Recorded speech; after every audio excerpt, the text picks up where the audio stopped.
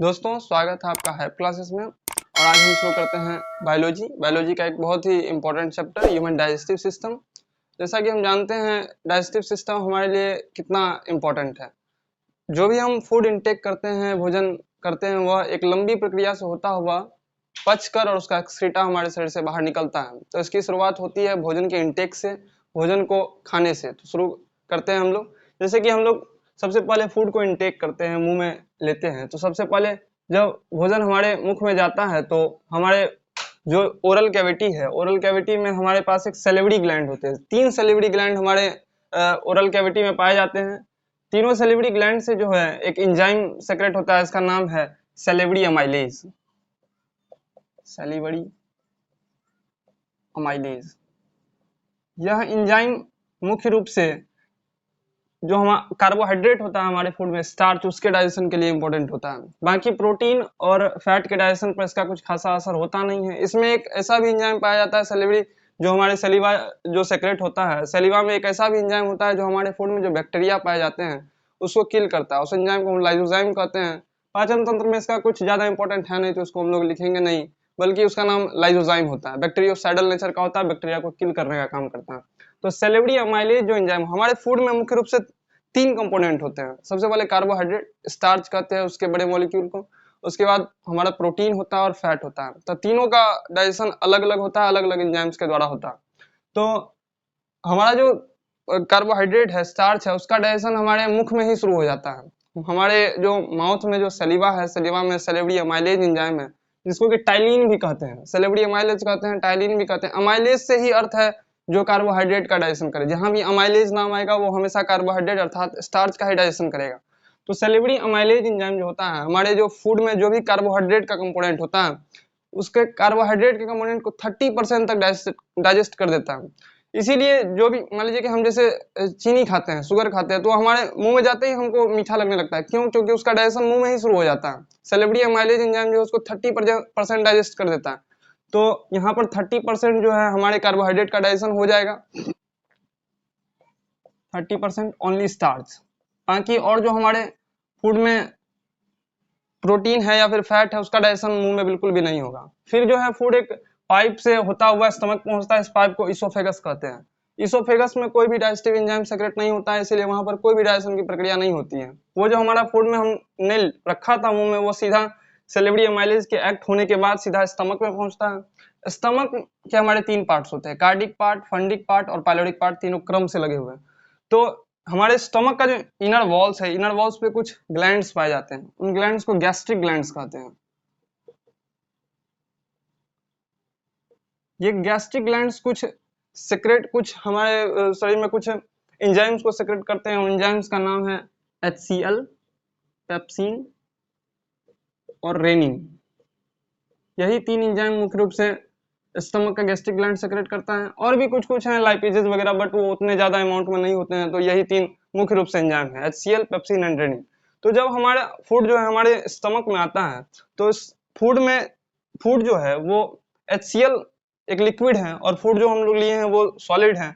तो दोनों आपस में मिलकर एक पेस्ट तैयार होता है, इसको कि काइम कहते हैं। यहाँ पर स्टमक में एक काइम तैयार होता है, इसको फूड पेस्ट कहा जाता है। अब स्टमक में जो है हमारा स्टमक में मुख्य रूप से पेप्सिन है और रेनिन है। HCl का डाइजेशन में कुछ ज्यादा महत्वपूर्ण नहीं है, यह बस एक एसिडिक मीडियम प्रदान करता है। एसिडिक मीडियम क्यों? क्योंकि जो हमारे फूड से जो भी बैक्टीरिया कुछ बच गए थे, वो एसिडिक मीडियम उस बैक्टीरिया को मारता है। और दूसरा बात है कि ये पेप्सिन जो है ये प्रोटीन डाइजेस्टिंग एंजाइम है, प्रोटीन को डाइजेस्ट करता है। तो प्रोटीन के डाइजेस्टिंग एंजाइम पेप्सिन को एक्ट करने के लिए एसिडिक मीडियम चाहिए। तो HCl जो है वही एसिडिक मीडियम प्रदान करता है। बाकी HCl का कुछ डाइजेशन में ज्यादा इंपॉर्टेंस नहीं है, यह मुख्य रूप से एक मीडियम क्रिएटर है।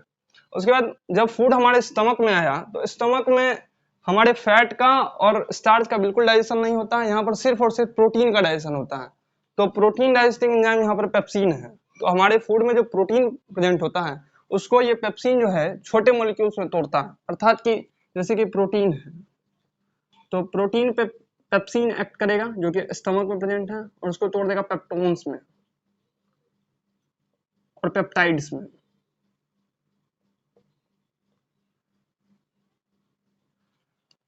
तो यहाँ पर हमारे प्रोटीन का डाइजेशन हुआ। और ये एक रेनिन एंजाइम है। रेनिन एंजाइम जो होता है, हम लोग जो दूध पीते हैं, दूध में एक प्रोटीन प्रेजेंट होता है कैसीन, मतलब कि मिल्क प्रोटीन कह सकते हैं। मिल्क में जो प्रोटीन प्रेजेंट होता है उसको रेनिन एंजाइम डाइजेस्ट करता है, उसको पेप्सिन नहीं कर पाता, उसके लिए एक अलग से एंजाइम होता है रेनिन, वही उस मिल्क प्रोटीन को डाइजेस्ट करता है। जैसे कि आप देखेंगे कि बच्चों में, छोटे बच्चे जब होते हैं तो छोटे बच्चे सिर्फ दूध ही पीते हैं, तो उनमें रेनिन बहुत ज्यादा अमाउंट में पाया जाता है, क्योंकि और वो कुछ फूड नहीं खाते हैं, वो सिर्फ और सिर्फ मिल्क पे ही रहते हैं, इसलिए उनमें रेनिन की मात्रा ज्यादा होती है। जैसे जैसे हम बड़े होते जाते हैं, एडल्ट होते जाते हैं, तो रेनिन की मात्रा हमारे शरीर में घटती चली जाती है, क्योंकि हम मिल्क का इंटेक कम करते चले जाते हैं। जो व्यक्ति मिल्क का इंटेक लगातार रखते हैं उनमें रेनिन अच्छी खासी मात्रा में सेक्रेट होती है। तो रेनिन से मिल्क प्रोटीन डाइजेस्ट होता है। Rennin digest only milk protein.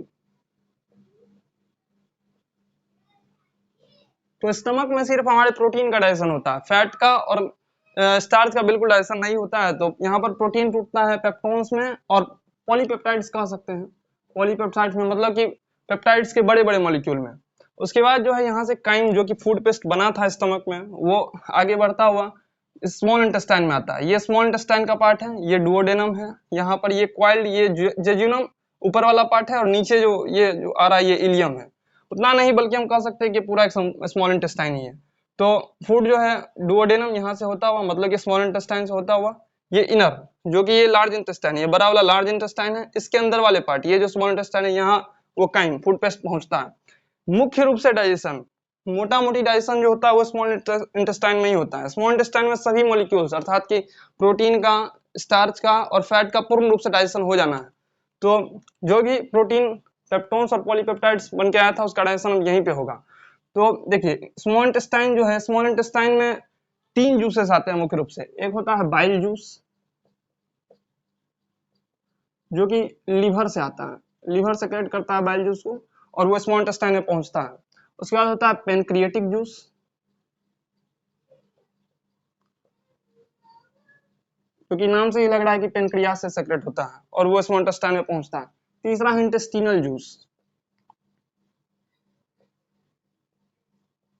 जो कि इंटेस्टाइन खुद सेक्रेट करता है, इंटेस्टाइन के इनर वॉल्स खुद इसको सेक्रेट करते हैं। इंटेस्टिनल जूसेस को सक्कस इंटरिकस भी करते हैं।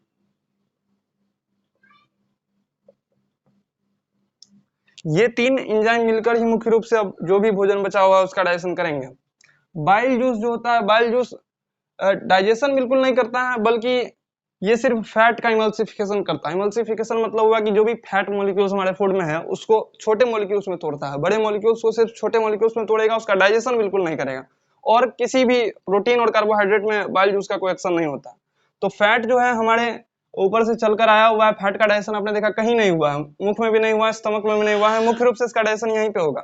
तो फैट जो है, बाइल जूस सबसे पहले फैट पे एक्ट करता है और उसको इमल्सिफाई करता है, अर्थात छोटे मॉलिक्यूल्स में तोड़ता है।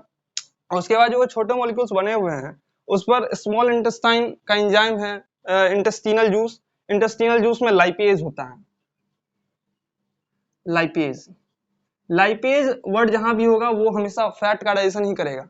जैसे कि एमाइलेज वर्ड जहां पे होता था वो सिर्फ स्टार्च का डाइजेशन करता था, वैसे ही लाइपेज जहां होगा वो फैट का डाइजेशन करेगा।